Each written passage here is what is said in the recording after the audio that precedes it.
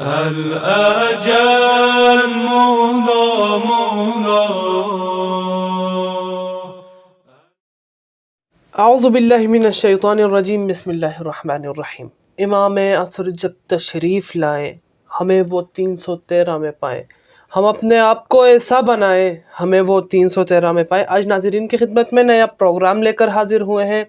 جو ہمارے پروگرام کا حصہ بنے ہیں حجت الاسلام والمسلمین عالی جناب مولانا ابن علی حیدری صاحب. قبلہ السلام علیکم علیکم ورحمۃ اللہ. السلام ورحمۃ اللہ وبرکاتہ. قبلہ اس بار کا ایک اچھی نوعیت کا سوال آیا ہے، اور ایک جوانی سوچ ہوتی ہے اور کمیجی سوچ ہوتی ہے، یا آپ کہہ لیں تھوڑا گستردہ سوچ ہوتی ہے. سوال کچھ ایسا آیا ہے کہ امام زمانہ عجل اللہ تعالیٰ فرجہ الشریف کے ظہور کے بعد کیا لوگوں کے اقتصادی حالات ٹھیک ہوں گے، یا ایسا کہہ دوں کہ لوگوں کو رزق کے حوالے سے ان کے پاس کیسے رزق ہوگا، رزق زیادہ ہوگا کم ہوگا، یعنی مالی اعتبار سے وہ لوگ امیر ہوں گے غریب ہوں گے، یا زمین اپنے خزانے اگلے گی. کچھ اس بارے میں آپ تھوڑی سی روشنی فرمائیے. اعوذ باللہ من الشیطان الرجیم. بسم اللہ الرحمن الرحیم. جب امام زمانہ تشریف لائیں گے تو اس زمانے میں لوگ خوشحال ہوں گے، اور یہاں تک روایات میں اور تاریخ میں ہے کہ دنیا سبز و شاداب ہوگی، زمین سبز و شاداب ہوگی، اور ایک خاتون اگر عراق سے شام جائے گی تو اس کے جو قدم ہوں گے سبزے ہی کے اوپر ہوں گے، اور یہاں تک روایت میں ہے.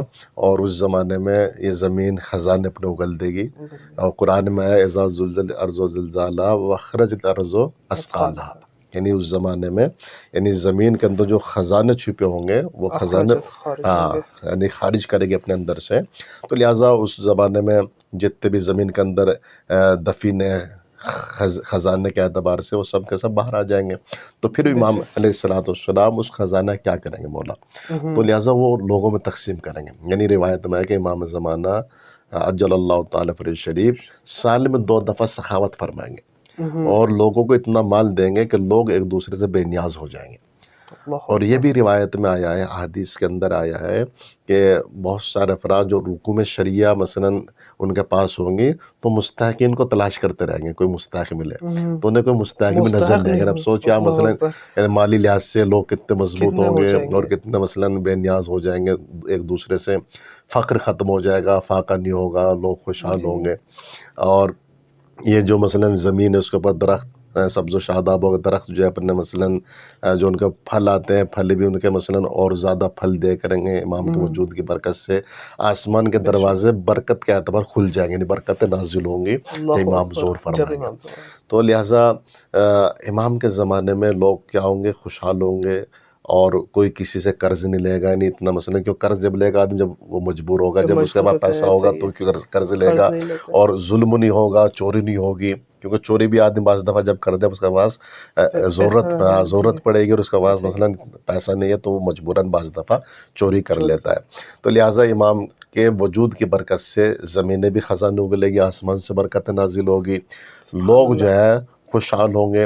تو لہٰذا اگر لوگ چاہتے ہیں کہ خوشحالی زندگی ہم دیکھیں اور خوشحال رہے تو انہیں بھی دعا کرنی چاہیے پروردگار اپنی آخر حجت کا ظہر میں تعجیل فرمائے.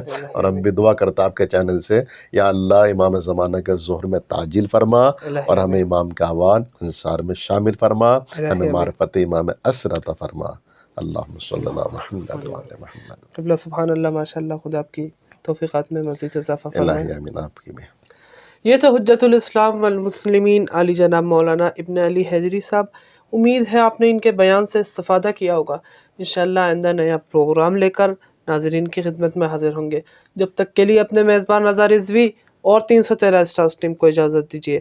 السلام علیکم ورحمۃ اللہ وبرکاتہ.